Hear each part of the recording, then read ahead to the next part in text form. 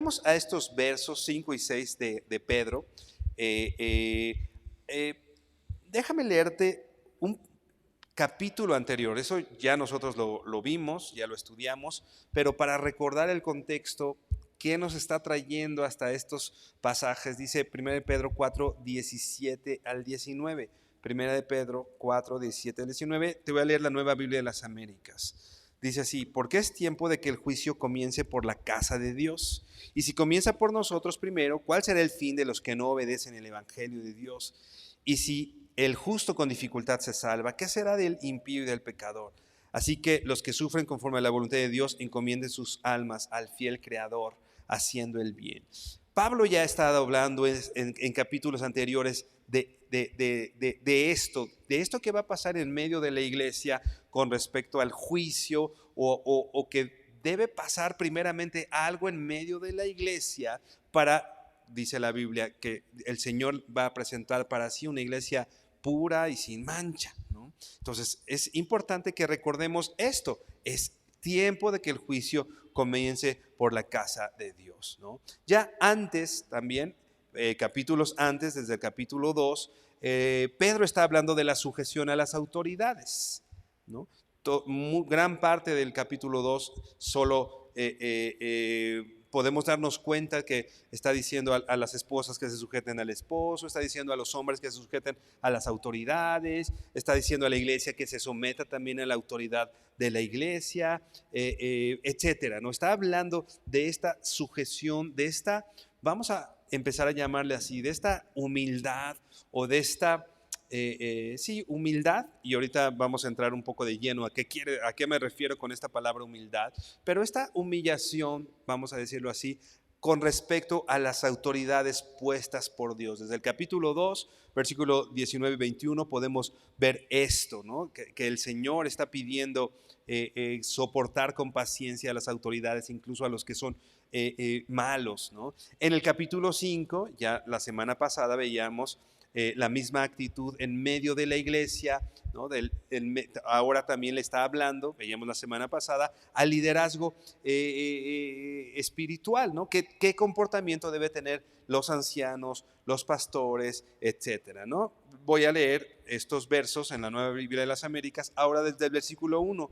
Dice: por tanto, los ancianos entre ustedes, exhorto yo, anciano como ellos y testigo de los padecimientos de Cristo, y también participante de la gloria que ha de ser revelada, pastor en el rebaño de Dios entre ustedes, velando por él, no por obligación, sino voluntariamente, como quiere Dios, no por avaricia del dinero, sino con sincero deseo, tampoco teniendo señorío sobre los que les han sido confiados, sino demostrando ser ejemplos del rebaño. Y cuando aparezca el príncipe de los pastores, ustedes recibirán la corona inmarcesible de gloria. Se le está dando, repito, primeramente, en capítulo 5, lo estudiábamos la semana pasada, una instrucción a los ancianos. Y veíamos, ancianos no solamente se está refiriendo a los que tienen a partir de cierta edad, sino a los que tienen un lugar, un puesto de autoridad y de madurez en medio de la iglesia, ¿no? Y ahora en el versículo 5, que hoy estudiaremos, se está refiriendo a los jóvenes. Voy a volver a leer versículo 5. Asimismo, ustedes los más jóvenes Te estoy leyendo ahora la Nueva Biblia de las Américas, primero leí la Reina Valera, pero bueno, en estos textos voy a usar la Nueva Biblia de las Américas porque me parece que hay cosas que pueden ser útiles en esta versión. Asimismo, ustedes, los más jóvenes, estén sujetos a los mayores, ¿no? Se refiere a los jóvenes, pero es algo parecido a como a los ancianos. Cuando se refiere a los jóvenes, no se está refiriendo solo a los que son menores de edad, ¿no? Esta palabra jóvenes es la palabra griega neos, neos. ¿A qué te suena neos? Bueno, a mí me suena algo así como nuevo, ¿no? Entonces, no está hablando solamente a los jóvenes que tienen cierta edad o poca edad, sino más bien está hablando a los nuevos, ¿no? A los que en la congregación tal vez tienen menos tiempo o tal vez tienen menos experiencia o aquellos que están sujetos al liderazgo o al pastorado del cual ya el apóstol Pedro estuvo hablando antes, ¿no? Entonces, quiero decir, a los más nuevos o a los que no están en esa posición de autoridad, le está diciendo estén sujetos a los mayores.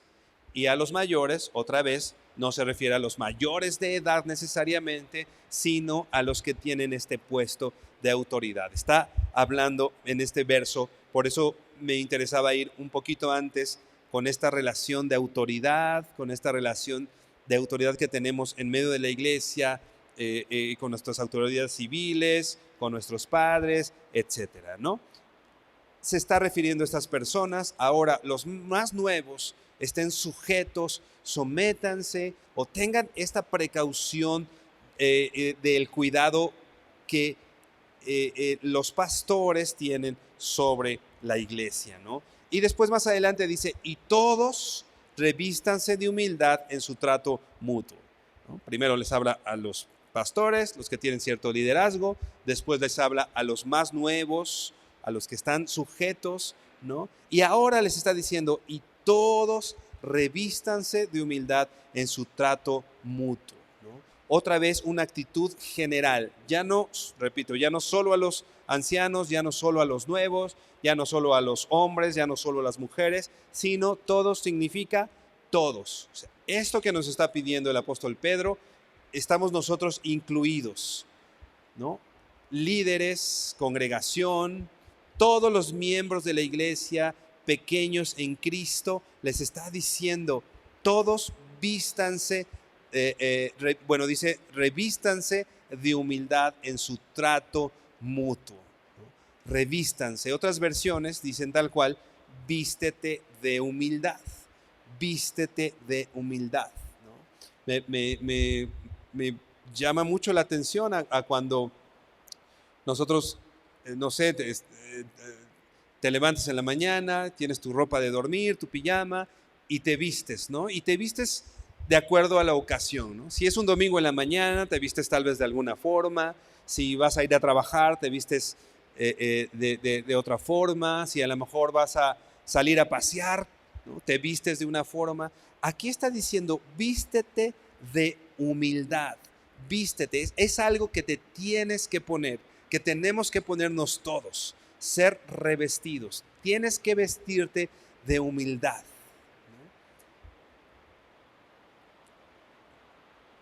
¿no? Esta frase vestidos de humildad también, en el contexto en el que Pedro lo está escribiendo, es como si Pedro le estuviera diciendo a la iglesia, y todos vístanse como siervos. Está haciendo alusión a la ropa que se ponía un esclavo para ir a sus labores, ¿no? Se ponían un delantal antes de servir, se ponían una ropa especial de vamos a decir, quizá en el tiempo en el que estamos viviendo, de obrero, ¿no? O alguien que sirve, quizá alguien que está trabajando, no sé, siendo mesero, por ejemplo, se viste con un delantal, o un cocinero se pone cosas, un delantal, porque hace referencia a que es un trabajo en el que puede ensuciarse, ¿no? Entonces, Pedro está diciendo, vístete, en pocas palabras Pedro está diciendo, vístete de esclavo. Vístete de esclavo. Los esclavos, repito, tenían una vestimenta. Tú sales de pronto y ves a alguien vestido tal vez de azul con un chaleco y dices, es policía, se vistió de policía. Y se ponen esa ropa para ser identificados y que la gente pueda decir, eso es un policía, él tiene autoridad, ¿no? Así los esclavos, cuando andaban en la calle, vamos a decir en ese momento, estaban con una vestimenta que los identificaba para que toda la gente pudiera ver, él es un esclavo. No era algo necesariamente bueno para los esclavos, porque esta ropa más bien hablaba de cierta cuestión para humillarlos quizá un poco, etcétera. Pero, repito, aquí Pedro nos está pidiendo a nosotros, vístete de esclavo, vístete de humildad, ¿no? Leíamos en el capítulo 2, versículo 21. Te voy a leer nada más una frase. Primera de Pedro 2, 21 dice, la parte final dice, pues también Cristo sufrió por ustedes, dejándoles ejemplo para que sigan sus pasos. Cristo siendo un ejemplo para nosotros. Y ve por favor a Juan 13, donde está el ejemplo muy claro del Señor. El ejemplo del Señor muy claro a algo que quiere que imitemos. Juan 13. Te voy a leer en esta ocasión la Nueva Traducción Viviente y dice, antes de la celebración de la Pascua, Jesús sabía que había llegado su momento para dejar este mundo y regresar a su Padre. Había amado a sus discípulos durante el ministerio que realizó en la tierra y ahora los amó hasta el final. Hay una nota que los anotadores de la Nueva Traducción Viviente hacen en este verso, que ponen, ahora les muestra toda la plenitud de su amor. O sea, Jesús está a punto de mostrarles toda la plenitud de su amor a sus discípulos. ¿Qué va a hacer el Señor? ¿Qué va a hacer el Señor para mostrarles la plenitud de su amor? Bueno, definitivamente lo que venía más adelante, el sacrificio, etcétera. Pero dice el verso 2, era la hora de cenar y el diablo ya había incitado a Judas, hijo de Simón Iscariote, para que traicionara a Jesús. Verso 3. Jesús sabía que el Padre le había dado autoridad sobre todas las cosas y que había venido de Dios y regresaría a Dios. Es importante lo que está diciendo Juan aquí. Primero en el verso 3 dice, Jesús sabía que el Padre le había dado, ¿qué dice? Autoridad. Autoridad. Dios le había dado, Dios Padre o el Padre le había dado autoridad sobre todas las cosas. Sobre todas las cosas. Pero ¿te das cuenta lo que hace Jesús con su autoridad? Vamos versos más adelante. ¿Qué hace Jesús? Por eso es importante este texto en medio de todo esto. Dice el versículo 4. Así que se levantó de la mesa, se quitó el manto, se ató una toalla a la cintura. ¿Qué está haciendo Jesús aquí?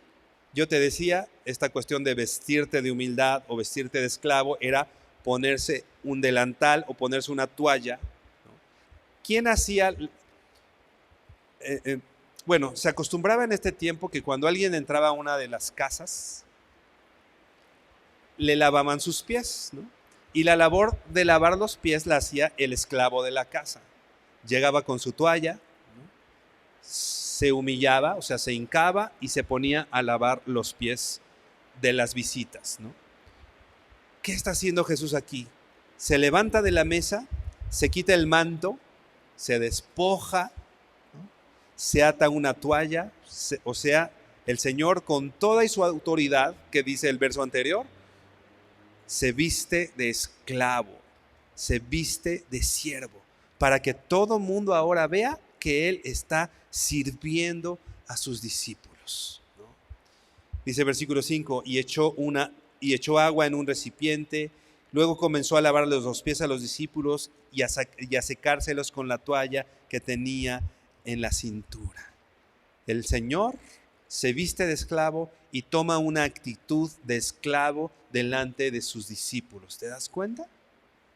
Y es lo que el ejemplo que el Señor nos está dando a nosotros. Ya leíamos en primera de Pedro 2:21, ¿no? Que el Señor nos dejó ejemplo, Dios nos dejó ejemplo, Jesús nos dejó ejemplo. Vístete de siervo, vístete de esclavo. Fue lo que hizo el Señor Jesucristo estando en la tierra. Se vistió de esclavo para venir y servir. Yo no puedo pensar cómo el Señor, con toda su autoridad, de pronto toma una vestimenta de esclavo y lava los pies de sus discípulos, ¿no? Si tú te acuerdas en este momento, ¿no? Le dicen, no, ¿cómo crees? ¿Cómo tú me vas a lavar los pies? Y el Señor dice, pues si no te lavo los pies no vas a tener parte conmigo, ¿no? Y entonces dicen, bueno, y el Señor viene y literalmente lava los pies, ¿no? ¿Por qué hago énfasis en la palabra vístete de esclavo, ¿no? Aunque Primera de Pedro dice vístete de humildad o vístete de siervo, dicen nuestras versiones, ¿no? La palabra siervo en la Biblia se tradujo así, y nosotros le hemos dado una connotación un poco diferente a la que la Biblia tiene, ¿no? A veces pensamos el siervo de Dios, ¿no? Y pensamos que es alguien más bien como que hacia arriba. Decirle a alguien el siervo es decirle, ¿no? Pero en realidad la palabra que se ocupa es literalmente esclavo, ¿no? Esclavo. Por eso es que decimos vístete de esclavo. Regresamos a primera de Pedro 5, versículo 5.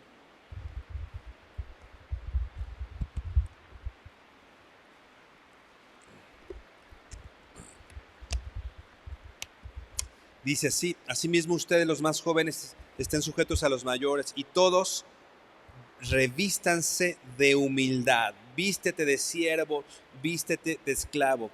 Y literalmente la palabra humildad a la que se refiere aquí el apóstol Pedro en el idioma original, ¿no? Quiere decir humildad de mente. Otra vez, humildad de mente. No solo se demuestra en las actitudes, porque a lo mejor yo puedo llegar y decirles, ok, les voy a lavar los pies a todos, fórmense aquí y yo les lavo los pies, ¿no? Y yo puedo estar haciendo eso no en una actitud humilde, ¿no? Sino para que todos vean que soy humilde, ¿no? En realidad mi actitud no está siendo humilde, ¿no? Entonces eso tiene que empezar más bien en la cabeza. Por eso la palabra es humildad de mente. No solo se muestra en las actitudes, sino en nuestra manera de pensar de nosotros mismos. ¿Qué piensas de ti? Dice Romanos. Nadie tenga más alto concepto, ¿no? del que debe tener, ¿no? Nadie piense más de sí mismo, ¿no?, que lo que es correcto. Humildad se refiere a la manera de pensar. Repito, humildad no solo es que yo me vista con cierta ropa o que tenga ciertas actitudes. Humildad se refiere a cómo pienso yo de mí mismo.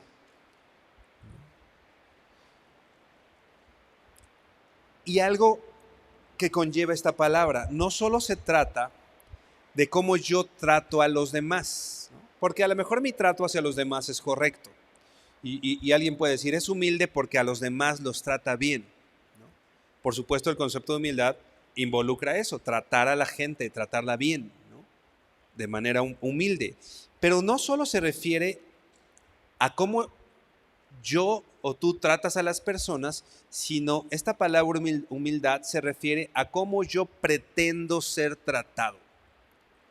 Repito, no solo cómo trato a las personas, sino cómo pretendo ser tratado.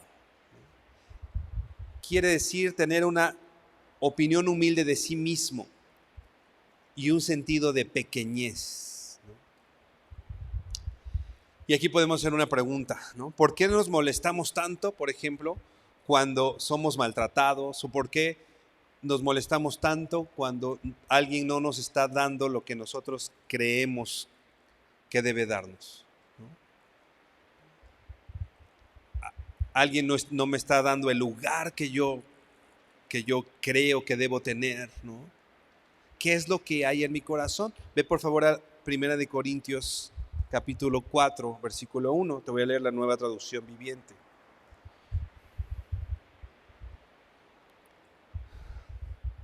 Está el apóstol Pablo hablando a esta iglesia. Bueno, lo voy a leer y consideramos después otras cosas. Primero a los Corintios 4, versículo 1, NTV dice: así que a Apolos y a mí considérennos como simples siervos de Cristo, a quienes se nos encargó la tarea de explicar los misterios de Dios. Pablo le está diciendo a la iglesia de Corinto. Primero hay como un debate, ¿no? Antes, ¿no? La iglesia en Corinto decía: yo soy de Pablo, ¿no? Yo soy de Pedro, yo soy de Apolos, ¿no? ¿Qué está diciendo el apóstol Pablo? Después de esto dice: así que a Apolos y a mí considérenos como simples siervos de Cristo. Simples siervos de Cristo. Esta palabra siervo, que esclavo, que hay diferentes connotaciones en esta palabra, hacía referencia, cuando dice siervos de Cristo o ministros de Cristo, hace referencia a la palabra griega que se usaba para los remeros en los barcos de carga. En los barcos de carga, tal vez los has visto en la película, están arriba, se ve todo bien bonito, pero bajan unas escaleras y como vamos a decir, como en el sótano, están los remeros y todo el tiempo están remando al ritmo que les estén marcando. Finalmente los remeros eran esclavos, ¿no? No tenían derecho a nada, ¿no? No salían a donde estaba la superficie, más bien estaban ahí trabajando. Normalmente estaban encadenados a los remos, ¿no? ¿Y qué es lo que está diciendo el apóstol Pablo aquí? Entonces está diciendo: considérame solamente como un subremero de Cristo. Está diciendo: yo estoy en un nivel inferior. Solo estamos tirando de los remos al mando de Cristo. Pablo le está diciendo a la iglesia en Corinto: considérame así. No me des un lugar especial. Considérame así. Ahora dice el versículo 2, 1 Corintios 4, 2 dice: ahora bien, alguien que recibe el cargo de administrador debe ser fiel. Versículo 3, en cuanto a mí, me importa muy poco cómo me califiquen ustedes o cualquier autoridad humana, ni siquiera confío en mi propio juicio en ese sentido. Yo explicábamos hace ratito, la humildad se refiere a cómo pretendo ser tratado. El apóstol Pablo primero está buscando ser tratado como siervo de Cristo, como un esclavo, como un remero. Y ahora dice aquí, ¿no? En cuanto a mí, me importa muy poco cómo me califiquen. En otras palabras está diciendo Pablo: me importa muy poco el trato que me den. Si tú me dices que soy remero, pues soy remero. Si tú me dices que hago esto, hago esto, ¿no? Me importa muy poco cómo me califiquen, ¿no? Ustedes o cualquier autoridad humana, ni siquiera confío en mi propio juicio en este sentido, ¿no? Decíamos hace ratito, ¿no? Habían estado diciendo: yo soy de Pablo, yo soy de Apolos, yo soy de Pedro, etc. Y cuando alguien en la iglesia decía, imagínate, está el apóstol Pablo y llega el apóstol Pablo a la iglesia y le dicen: no, yo no te hago caso a ti, yo le hago caso a Apolos. O estaba Apolos y llegaba a la iglesia: no, yo no te voy a hacer caso a ti, yo le voy a hacer caso a Pedro, ¿no? En realidad, la actitud de la iglesia estaba haciendo menos al siervo de Dios, ¿no?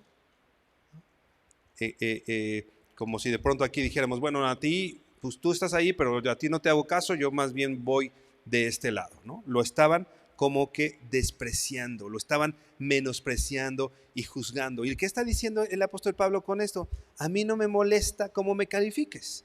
A mí no me molesta en qué lugar me pongas, ¿no? A mí no me importa el juicio que me des, si me pones como si soy una autoridad.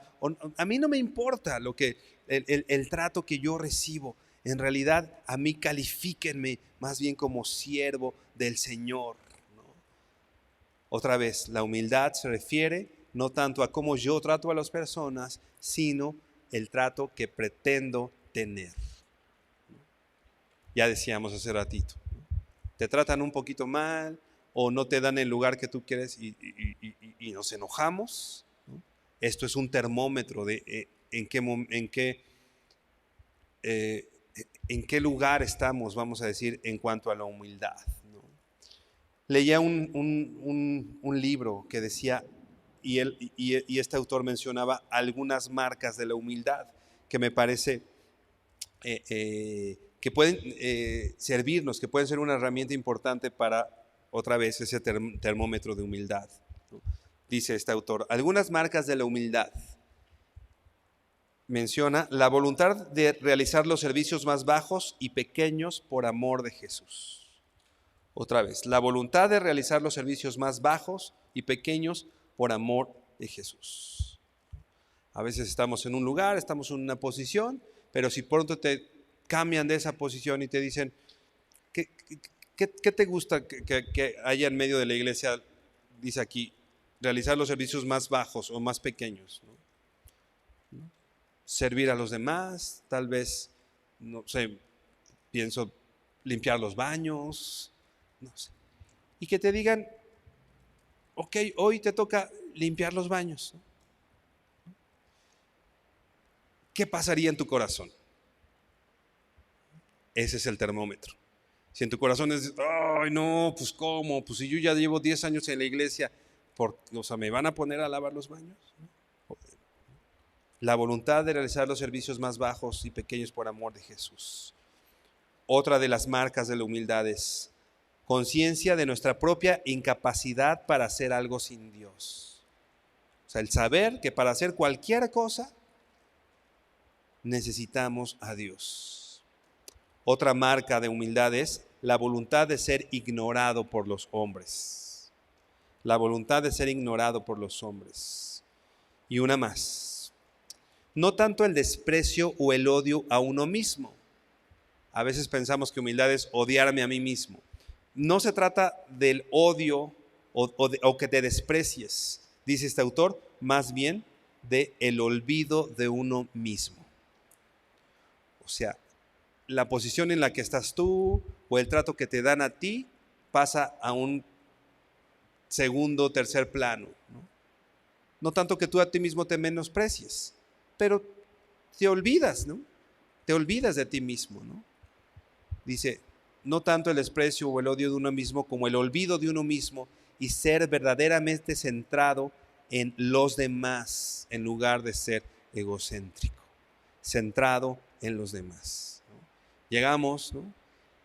Y tal vez en la iglesia buscamos el mejor lugar.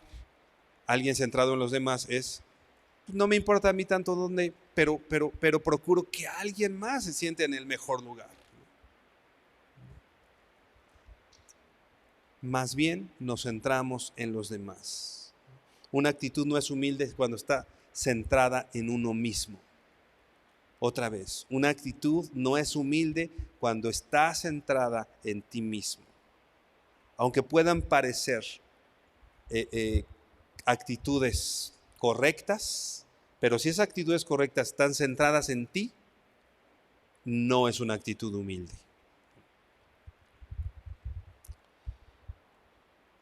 Regresamos, 1 de Pedro 5.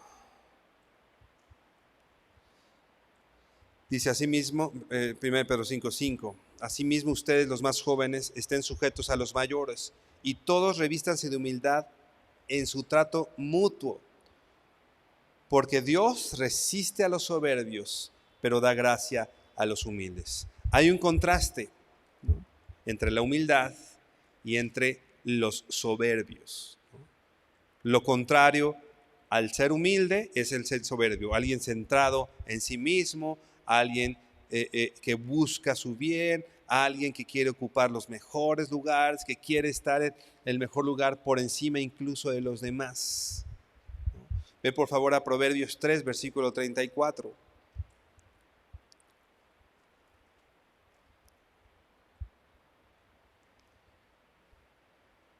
Dios resiste a los soberbios. Dice Proverbios 3:34, también te leo la NTV, dice, el Señor se burla de los burlones, pero muestra su bondad a los humildes. El Señor se burla de los burlones, ¿no? Y esta palabra burlón hace referencia al soberbio, ¿no? La palabra resiste, dice, porque Dios resiste a los soberbios. La palabra resiste literalmente quiere decir alguien que se opone a los soberbios. Este verbo describe a Dios como alguien que está en pugna o en batalla contra alguien.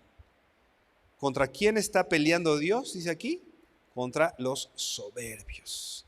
El Señor está en batalla en contra de los soberbios. Y debemos entender algo, la gracia del Señor está totalmente enemistada con el orgullo. Yo no puedo recibir la gracia del Señor cuando pienso que alguien me debe algo. Es lo que dice Romanos, nadie puede poner en deuda a Dios. Si yo creo que estoy aquí por mi mérito, Señor, yo llevo trabajando tanto tiempo en la iglesia y llevo esforzando, estoy poniendo en deuda a Dios, ¿no? Así como que tú me debes algo, Señor, ponme en un lugar. Eso es contrario a la gracia. Yo estoy aquí solamente por la gracia del Señor. Tú y yo estamos aquí no por nuestras capacidades, no por quienes somos, estamos aquí meramente por gracia. El orgullo exige que Dios me bendiga a la luz de lo que creo que merezco. Otra vez, el orgullo exige que Dios me bendiga por lo que yo merezco. Pero la gracia me trata sobre la base de lo que hay en Dios. No en la base de lo que hay en mí, sino basado en lo que hay en Dios. Repito, la gracia se basa en quién es Dios, no en quién soy yo. Así que no podemos pretender venir delante de Dios con orgullo, con soberbia. Dios resiste a los soberbios. Déjame leerte una frase de Spurgeon. El príncipe de los predicadores decía esto: si estás dispuesto a hacer nada, otra vez, si estás dispuesto a ser nada, Dios hará algo de ti. El camino hacia la parte superior de la escalera es comenzar en la ronda más baja. De hecho, en la iglesia de Dios, el camino hacia arriba es hacia abajo. Pero el que tiene la ambición de estar arriba, pronto se encontrará abajo. Dice la Biblia que el que quiere ser el mayor es el que sirve, es el que sirve. Una vez más, Dios resiste a los soberbios. La palabra soberbio quiere decir el que se muestra por encima de los demás, el que tiene una estimación arrogante de sus propios medios o méritos. Otra vez, el que tiene una estima arrogante de sus propios medios o méritos. Debemos tener algo bien claro esta noche. El orgullo, la soberbia, nos pone en contra de Dios. Dios resiste a los soberbios y da gracia a los humildes. Versículo 6 de 1 de Pedro 5. Dice, humíllense pues bajo la poderosa mano de Dios para que Él los exalte a su debido tiempo. Humíllense. Si el camino de la soberbia es hacia arriba, el camino de la humillación es hacia abajo. Hacia abajo. quitar el orgullo, quitar la altivez, quitar las pretensiones de ser tratado de manera especial. Humíllate, dice, pues bajo la poderosa mano de Dios. Bajo la poderosa mano de Dios. A ver, bueno, déjame leerte lo que dice John MacArthur. Dice, humillaos en sumisión, no solo para evitar la oposición divina y recibir la gracia, sino porque la autoridad sobre todos los creyentes en la iglesia no es otra cosa que la poderosa mano de Dios. Otra vez, la autoridad sobre todos los creyentes en la iglesia no es otra cosa que la poderosa mano de Dios. La poderosa mano de Dios describe el poder soberano de Dios en acción. A veces pensamos, me humillo bajo la poderosa mano de Dios. Y dice, bueno, hasta que yo vea la mano literalmente de Dios así, me humillo bajo la mano. Pues sí, claro, si ves la poderosa. Pero lo que debemos tener claro, de acuerdo a lo que dice John MacArthur y al contexto bíblico de sujeción, la poderosa mano de Dios es la autoridad que el Señor ha puesto en el medio de la iglesia, las autoridades civiles. Y el contexto de la carta lo explica así. Humíllate ante tus autoridades del gobierno. Humíllate delante de tus autoridades en medio de la iglesia. Sirve y sométete bajo la autoridad de tu esposo. Y todos revístanse de esa humildad. Entonces, cuando nosotros nos resistimos a la autoridad puesta por Dios, podemos decir, nos estamos resistiendo a la poderosa mano de Dios que es soberana sobre todas estas cosas. La mano de Dios que está presente en todas las situaciones. Y por último dice, para que Él los exalte a su debido tiempo. La exaltación vendrá por el Señor. No está diciendo aquí, humíllate pues bajo la poderosa mano de Dios y después exáltate, ¿no? No está diciendo eso. Está diciendo, humíllate bajo la poderosa mano de Dios para que Él los exalte a su debido tiempo. ¿Quién da la exaltación? Dios, no nosotros. Nosotros no la buscamos. Nosotros no hacemos nada en ese sentido. Él es el que hace. La exaltación vendrá solo por el Señor. Y dice aquí, a su debido tiempo, en el tiempo que Él decida. En el tiempo que el Señor decida es cuando nosotros vamos a tener esa exaltación. Si Dios nos tiene en un lugar humilde hoy, debemos someternos a su plan. Nosotros no conocemos los tiempos mejor que nuestro Señor. Él lo va a hacer, repito, a su debido tiempo. Inclina tu rostro y vamos a orar. Bendito Señor, te honramos, Padre, y te damos gracias por tu palabra. Y queremos, Señor, pedirte que nos guíes, Señor, en este camino de humillación y de humildad, Señor, delante de ti, Padre. Queremos, bendito Padre, ser sometidos a ti, Señor, de todas las maneras, Padre, en las que tú lo has hecho por nosotros, Dios. En todas las maneras en que tú has puesto, Señor, autoridades, Señor, para que nosotros estemos sometidos a ellos, Señor. Y con eso, Padre, también estar sometidos a ti, bendito Señor. Dice tu palabra que nos sometamos primeramente a ti, Señor, y que nos vistamos de humildad, Señor.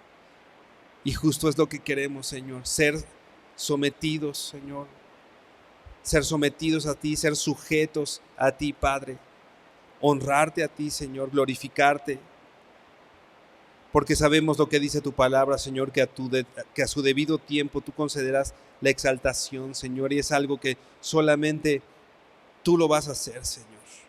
No lo vamos a hacer nosotros, Señor. Permítenos como iglesia, como miembros de la iglesia, Padre, poder honrarte, Señor, y glorificarte y dar testimonio de quién eres tú, Padre, en todos los aspectos, en todas las áreas de nuestra vida, Señor. Sabiendo, Padre, que tú tienes cuidado de nosotros, Dios. Te damos gracias porque eres bueno, Señor. Te bendecimos y te honramos en el nombre de tu Hijo Jesucristo. Amén y amén.